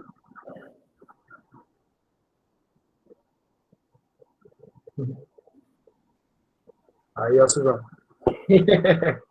Eu tô ficando empolgado.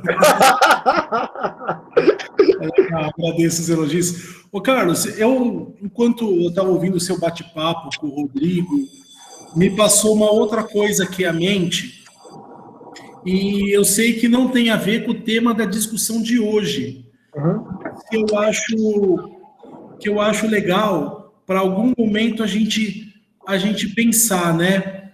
Porque a gente coloca em debate, e isso não estou falando aqui do grupo, eu estou falando a própria sociedade, ela coloca em debate o momento da criação, né? Quem criou, né? Então, nós temos o criacionismo, nós temos aí o evolucionismo, e eu estava pensando agora o contrário, né? E quando a gente morre? Não é? E quando a gente morre? É uma coisa que pega bastante, e a gente para pensar, por que a gente enterra uma pessoa quando ela morre? Você sabe essa aí, Carlos? Por que a gente enterra uma pessoa quando ela morre? Olha, aí eu não sei se você vai puxar a sardinha para o seu lado biológico. Olha, um naturalista, vamos lá, eu vou pensar por categorias aqui. Um naturalista diria que as sociedades mais remotas, de 60 mil anos atrás, você já tem evidências de enterros, né? Um naturalista diria que não tem nada de religioso nisso, que é apenas uma questão de não contaminação do solo, né? Se fica em cima no solo, contamina, e também da quantidade de enfermidades que pode gerar a partir disso. O naturalista poderia ir por essa linha. Porém, eu vejo, né, que existem evidências de que acredita-se, né, claramente em rituais, porque, beleza, você enterrar uma coisa, agora por que você coloca os pertences do ser junto com ele? Né? Mais junto, né? Os pertences do ser não vão contaminar a terra, cara, não vão contaminar. Então a ideia de continuidade é muito forte, né? Desde dos seres pré-históricos, seres humanos, do Homo sapiens mais longínquo, né? Você acha isso? Então, mas é uma questão de discussão também, né? Tirando, é claro, a parte biológica aí de contaminação de solo e tudo mais, mas a gente tem mesmo que vem de rituais, né? Desde lá dos homens, os neandertais, né? Colocou que quer ficar fedendo. É questão de esses rituais, né? E o legal é que uma vez eu parei para ler sobre o assunto, Carlos, é que naquela época, quando eles iam fazer esse ritual, eles já se pintavam. Eles já se pintavam, que hoje a gente tem muito isso, hoje, né? Uma história mais recente, né? Os povos indígenas, né? Que usa da terra viemos, a terra voltaremos, né? Que é principalmente lá na tribo dos Caigangues, né? Então, é uma coisa que, assim, uma coisa que eu vejo muito, e a questão é no que você acredita, mas eu vejo que no final todas convergem para o mesmo lado, né? Sem dúvida alguma, uma discussão muito interessante. A gente pode falar isso, a gente até chegou para cogitar um texto que, assim, seria muito interessante psicólogos também nos ajudando aqui. Tem um que está muito ocupado, ele não pode estar com a gente por enquanto, né, Patrícia? Mas, quem sabe, ele nos ajuda aí numa situação dessa. Porque a discussão, Silvião, vai para o lado de alma, entendeu?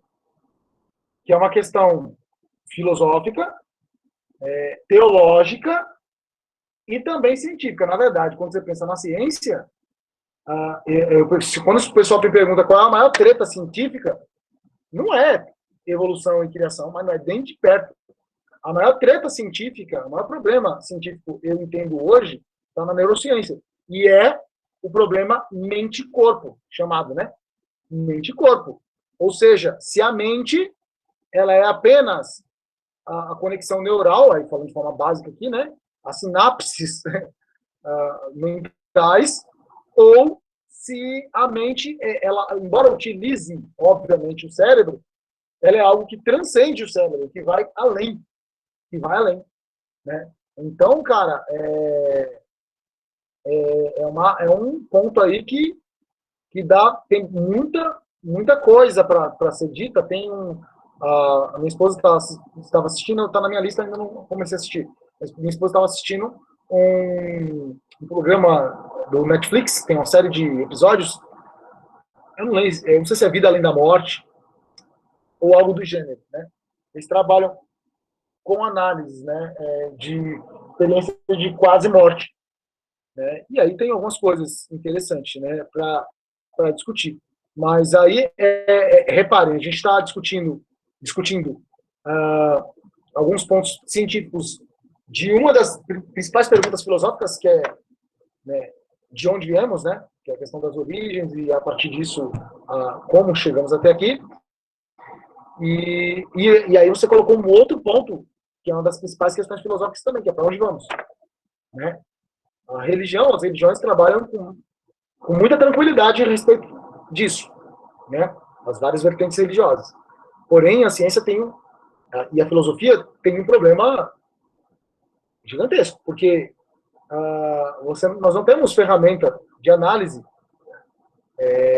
para o além, né? A gente não tem uma ferramenta de análise para o depois. Então, se a gente não tem uma ferramenta de análise, como é que a gente analisa isso? Né? Como é que nós analisamos? Então, é muito válido. Então, um tema, de repente, a gente pode colocar como a gente vai ficar discutindo a evolução por um bom tempo, a gente pode fazer como é que se diz? Quem sabe pode ser o próximo, né? Para a gente mudar um pouco, depois a gente volta para a evolução de novo. Pode ser. Eu gostei da proposta. Se o pessoal concordar, a gente pode fazer isso, né? E a minha proposta é fazer um sobre evolução, um outro tema. Bota na evolução, outro tema, aí a gente discute o ano todo evolução, fica com uma carga boa aí, né, de discussões, e discutir outros temas também que são importantes. Tema é o que não falta para discutir, tá, gente? Obrigado, Silvão, aí, por essa contribuição. A Patrícia está aqui rasgando elogio para todo mundo. Muito obrigado. ô, Patrícia. Né? Obrigado aí pela participação sempre, né? E a atenção de vocês também é muito boa para a gente discutir. Tá bom? Gente, se tiver perguntas, pode colocar aqui. A gente está acabando, claro, mas ainda tem um tempinho. Se alguém quiser falar alguma coisa, tá bom? Então aí a Madalena, o Luiz, que já participou, o Rodrigo também, a Paty, o William, né, a Ariane, o Romeri, que também já participou, a Lúcia. Por favor, vocês podem colocar. Só justificando algumas pessoas que iriam participar, deram o nome, aconteceram algumas coisas, normal acontecer, né? De última hora e não puderam participar, tá? Mas me responderam aqui no pessoal. E os mais variados acontecimentos, desde ir para a praia, de última hora surgiu a oportunidade. Eu falei, vai com Deus, pelo amor de Deus. Até aniversário de filhos, né? Tá bom? Bem, então eu vou partir para o final aqui, falando então dando uma pincelada nessas 4 visões, que era uma das propostas para hoje mesmo, né? Bota carregar, mulher. Oxe, não tem um carregador aí, não. Coloca o carregador no celular aí. Se ela aguentar 10 minutos aí, a gente acaba sem carregar. Se não, põe um carregador nisso aí. Gente, então o texto, basicamente, ele trabalhava com a questão das 4 visões. Aí eu coloquei a resenha do Paulo Zacarias, que é um professor de ciências e também tradutor, certo? E membro da Igreja Presbiteriana Independente de Sorocaba, aqui no interior de São Paulo. Ele escreveu muito bem. Tudo bem, não pode usar o celular, porque senão explode. Entendi. Entendi. Então, você tem que lembrar disso mais vezes. Estou correndo risco, de vez em quando eu me esqueço disso. Não sei se confere, mas enfim, né? Não quero pagar para ver. Gente, os 4 pontos e as 4 visões, a gente falou alguma coisa no último encontro, né? A primeira das 4 visões que ele coloca é o Ken Ham, e o Ken Ham vai trabalhar a ideia, Ken Ham, na verdade, né? Ele defende o criacionismo. As 4 visões, que fique bem claro, tá? As 4 visões são criacionistas, mais uma vez falando. As 4 visões acreditam que a origem de tudo é Deus. Tá? Até porque, por exemplo, vamos pegar... É claro que tem um ponto do evolucionismo que tenta trabalhar essa questão da criação e tudo mais, né? Independente, né, da religião, mas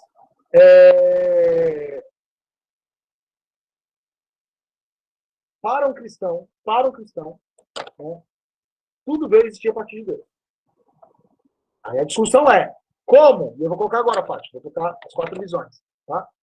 Como veio existir a partir de Deus? Primeira visão, o Ken Ham fala, ele é um dos principais debatedores desse assunto, é o criacionismo da Terra Jovem. O que seria o criacionismo da Terra Jovem? Né? Ele vai ter aqui um trecho que ele cita, é que as escrituras devem controlar, né, toda a interpretação das evidências científicas, e nessa crítica das interpretações, ele vai criticar o evolucionismo, né, de criacionismo da Terra Antiga. O criacionismo da Terra Jovem basicamente diz que a Terra ela tem cerca de 6.000 anos de idade, que Deus criou o mundo em 7 dias literais de 24 horas, e que no 7º dia descansou, e que isso foi cerca de 6.000 anos atrás. Se sabe disso porque quando eles fazem uma leitura de Gênesis capítulo 1 ao capítulo 11, porque tudo gira em torno, a discussão das origens, de Gênesis capítulo 1 ao 11, tá? Tudo gira em torno desses 11 primeiros capítulos da Bíblia.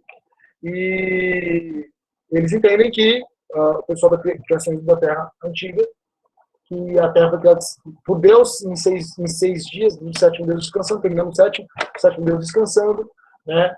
O dilúvio foi literal também, foi no mundo todo, né? Existia um Adão e uma Eva que saiu do pó da Terra literalmente. Enfim, tem uma série de pontos ali que eles leem de forma literal, certo? Por quê? Eles falam que a autoridade é a Bíblia. Então, a idade da Terra, né? Se você acha que a Terra tem mais tempo do que isso, do que 6.000 anos, você reduz, porque a Bíblia está mostrando claramente ali que essa é a idade, né? Enfim, é claro que eu estou só pincelando aqui, tá, gente? Né? Ele fala, ele até faz uma provocação, né? Deus ou o homem é a autoridade final?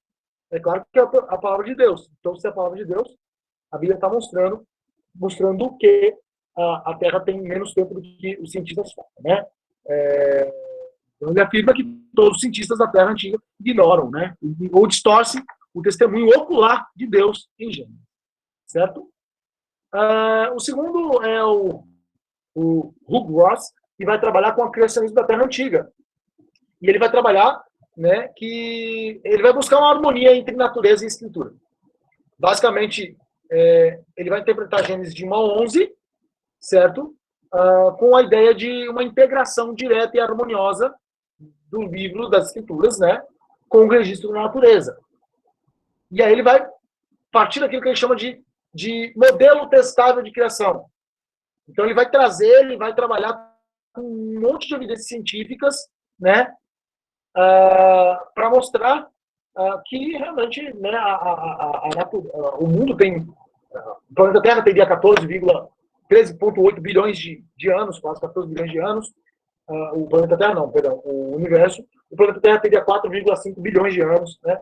E que os dias de Gênesis não são literais, de 24 horas, são dia zero, ou existe uma série de variações aí, né? Mas os dias zero seriam mais aceitos, né?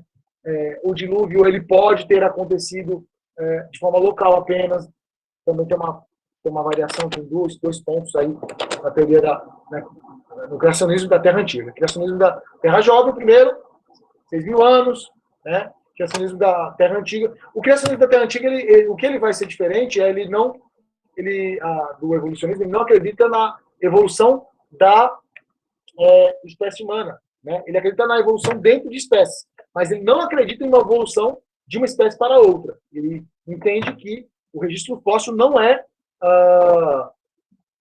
prova suficiente, né? E ele vai tentar também trazer respostas aos órgãos vestigiais, vão tentar trazer respostas, né, a questão da similaridade, né, entre as espécies e etc. Certo? A Deborah Heisman, né, ele vai trazer a ideia da descrição da visão evolucionista da criação das origens. E ela vai trazer, nessa visão, as evidências geológicas e astronômicas mostram que a idade da Terra é vasta, certo? E também ela vai entender e vai acreditar que o evolucionismo a evolução traz, incluindo o registro fóssil, né? Toda a prova necessária para você entender como Deus ele desenvolveu as espécies até chegar na espécie humana, certo? E aí ela vai trabalhar, vai incluir o registro fóssil, vai falar de embriões, vai falar de evidência genética, né, da evolução e dos vários mecanismos da evolução. O Silvio citou alguns deles aí, né? Então ela defende a evolução humana e as opções atuais para você entender também um Adão e uma Eva históricos, certo? Eles entendem sim que Adão e Eva existiram, porém a partir de uma perspectiva evolucionista ou evolucionária. Ela é ela é diretora do da Biólogos, né? E assumiu a posição que na Biólogos eles não têm uma posição específica, né? E o Steve Meyer, que eu acabei de comentar aí, né? Falei com o Rodrigo, né? Ele argumenta design clássico, design inteligente, como teoria científica, né? Que mostra, o principal ponto do design inteligente então vai mostrar que a inteligência é a única causa conhecida de informação específica, né? Eu concordo muito com isso, né? Portanto, o design inteligente é a melhor explicação para a origem e evolução da vida, certo? Então, eles não vão trabalhar diretamente com respostas bíblicas. Essas são as 4 visões, então. Então, criacionismo da Terra Antiga, criacionismo da Terra Jovem, da Terra Antiga, evolucionário, e o design inteligente, que não é exatamente uma quarta visão, mas integra 2 das primeiras visões. Só não a evolucionária normalmente, né? Normalmente. O Rodrigo colocou o livro de Gênesis 1 e 2 do Adalto fala sobre a interpretação literal da Bíblia. Sim, eu tenho esse livro, já li, né? Li ele. Eu não sei se você já leu, o Rodrigo, já que você tem ele, já leu, provavelmente. Não sei se você já leu o Mundo Perdido de Adão e Eva, do John Welton. Nunca li. Oi? Nunca li. Nunca leu, né? Se você puder adquirir, porque ele é um contraponto do Dr. Adalto Lourenço, tá? Uhum. É bem interessante do Dr. Adalto Lourenço, mas o John Welton, ele é bem também, ele é muito bom, cara, ele é muito bom. E, gente, para finalizar aqui, deu 10 horas, tá? Uns minutinhos só pra gente encerrar. O que pega, então? Aí eu vou falar como teólogo agora, né? A meu ver, o problema, acabou a bateria da Patrícia, saiu daí, ó. Celular da Patrícia. O ponto de vista, a questão mais sobre qual das teorias criacionistas elas são mais qual que corresponde mais ou menos, né? a uma questão bíblica, eu acho que tem a ver com a interpretação da Bíblia, certo? Com a interpretação da Bíblia. E isso é uma questão que eu ainda tenho lido, né? Tem muito mais para ler, mas eu tenho aprendido que eu acho, me parece que a igreja, ela mais acredita que tem, que sabe interpretar Gênesis do que sabe realmente interpretar Gênesis. Essa é a impressão que eu tenho estudando esses assuntos, né? A igreja mais acha, não sei se você consegue entender o que eu estou dizendo. A igreja mais acredita que sabe interpretar Gênesis do que de fato sabe interpretar Gênesis, né? Isso é uma questão, isso não envolve ninguém para o inferno, né? Não envolve ninguém deixar de acreditar em Deus, ou isso não chega nem perto de arranhar qualquer uma dos grandes pontos de fé da nossa fé cristã, não arranha, né? Então não diminui a glória de Deus, quem é Deus, a soberania de Deus, não diminui o Espírito Santo, o Jesus, não diminui a questão do pecado, do que é o pecado, não diminui a questão da graça, né, e da salvação sobre nossas vidas, não diminui a questão do que é a igreja, não diminui a questão do que são os anjos, os demônios, né, não diminui a questão das últimas coisas. Não diminui, isso não nos afasta dos principais pontos de doutrina ou dogma cristão. De fato, não arranha, nem chega perto. E quando você vê uma interpretação partindo de qualquer ponto desse, que parece ofender ou prejudicar a igreja, é uma deturpação dessas análises, tá? É uma deturpação. Não é algo puro, é algo tem muito mais a ver, como eu disse, com uma filosofia, com uma visão de mundo específica, do que, de fato, com que as interpretações elas estão trazendo para a gente. Tudo bem?